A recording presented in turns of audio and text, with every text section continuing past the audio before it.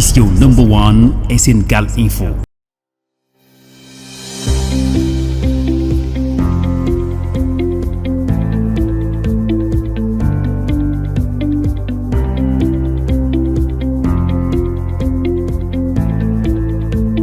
Alors bonjour, je m'appelle Moustapha Fall, je suis le directeur du centre de formation professionnelle de Ouakam. Alors aujourd'hui, mardi 17 mars 2026, nous avons l'honneur de recevoir de la TICA, l'agence turque de coopération et de coordination, un don d'équipement pour l'implantation d'une nouvelle filière électricité. Alors ce fut un plaisir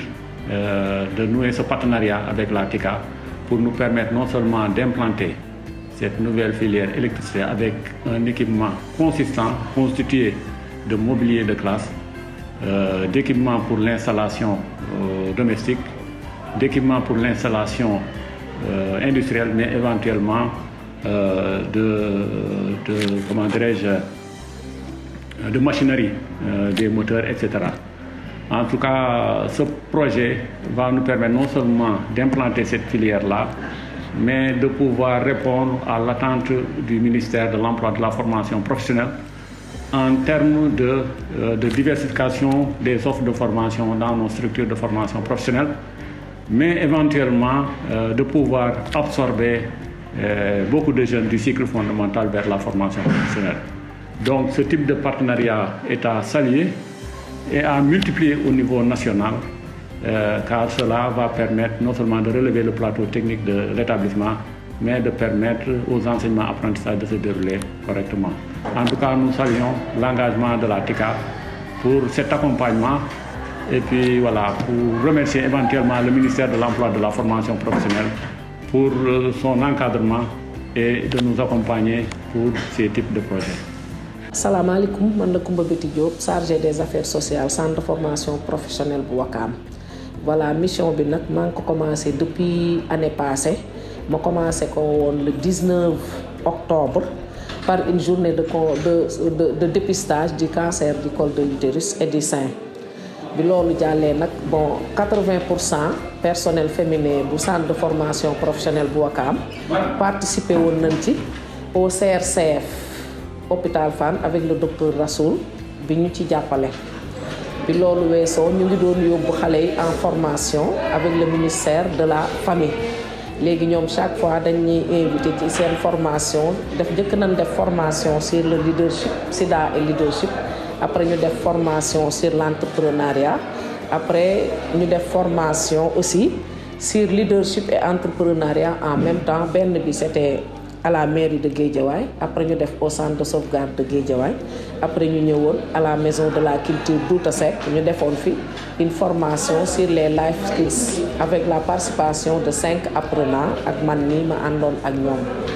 Lolu ministère de la famille mo ñu ko jappalé dañ koy am. Ba fi may wax ak yow demb xalé yi commencé nañ ben formation bo xamni ñu ngi actuellement centre de santé cardinal Hyacinthe Thiandoum bu rond-point 26 ñu ngi def une formation sur le leadership fofu am nañ 5 xalé yu dem participer ci formation bobu semaine prochaine inchallah du 23 au 28 aussi amna un groupe des élèves qui sont en formation dans la filière santé ñom ñoy dem def formation leadership entrepreneuriat et VIH SIDA pour une durée de 6 jours. Sur lolu jallé aussi il y a une autre formation qui est prévue du 1er au 3 avril bo xamni bop tam 4 apprenants dinañ ci participer bop aussi c'est sur le VIH et le leadership. Voilà, sama ay mission nak man ko gëna accès ci xalé yi parce que ñom ñoo tax ma jóg té ñom ñoo waral lépp. Légui ma ngi doon dem ci ay projet dem na ONG ki Eden bi nek Guédiawaye dem na ki GEC dem na ki Sonatel fondation Sonatel lima dem lépp sax est-ce que dina ko mën lim fépp fuma dégg ni mën nañu jappalé rek ma ngi fay dem di wuti pour indi pour xalé yi amna ci nak yu yalla def mu sorti parce que sun daw amon na fi chance def une journée de consultation gratuite avec notre partenaire ak DEV ñoom tam ñëwoon nañ appuyer ñu defal organiser ñu fii une journée de consultation gratuite ñu ñëw fii pour xale yi jàppale ñu ak la population de Ouakam. Aussi tout récemment amoon nañ fi organiser woon nañ fi une journée de consultation avec notre partenaire Optique Vision ñu ñëw fii ci école bi consulter une grande partie du personnel et quelques apprenants loolu tam amoon nañ ko fi tout récemment. waaw su loolu weesoo amaan nañ yeneen kii ci ay partenaires yu ñuy dem tout récemment man ak sama chef de service demoon nañ foofu ci waa kii RABEC c'est une ONG locale bu nekk à benn tali ñoom tam bi ñu demee waxtaan nañ ak ñoom vraiment am na plusieurs possibilités seulement kon kii bi dañ koo signéegul protocole bi pour mën ak liggéey ak ñoom mais foofu c'est prometteur vraiment ñu ngi ñaan yàlla boobu sotti ba xale yi mën ci gis seen bopp parce que foofu ñun ñu promettre di ñu fekk si di ñu defal des formations complémentaires pour xale yi nekk aussi pour xale yi nekk dans différentes filières. waaw sama mission daal maa ngi aussi wut ay bourses pour nos apprenants am na ONG bu ma demandé une liste après ñoom ñu ñëw def seen enquête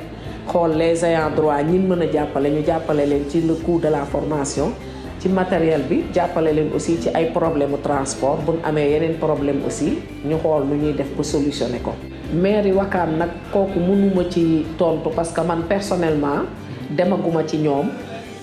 man depuis ñu nommé ma vraiment man defalaguñ ma dara moom kooku moom aw ma mënuma cee tool aw ma ci dara lu ma ciy wax parce que defalaguñ ma dara. voilà à monsieur le maire je lui demande vraiment mu jàppale centre bi parce que centre bi suñ ay doom ñoo fi nekk parce que centre bi mi ngi kii couvrir la zone de Ngor Ouakam Yoff xale yi ci ëpp nag sax Ouakam lañ dëkk moo tax nag ñu bëggoon monsieur le maire je vous lance un appel nga ñëw jàppale centre bi parce que xale yi bëgg nañ jàng vraiment matériel bi am na amul parce que matériel yu apprentissage day gaaw a yàqu soo ñëwee di nga fi gis matériel bu bari mais lu ci bari dafa yàqu looloo tax ñu ko doon ñaan mu ñëw jàppale ñu vraiment pour ñu mën a gën a dimbali sumu doom yi nga xam ni ñun ñoo leen bokk jur waaw.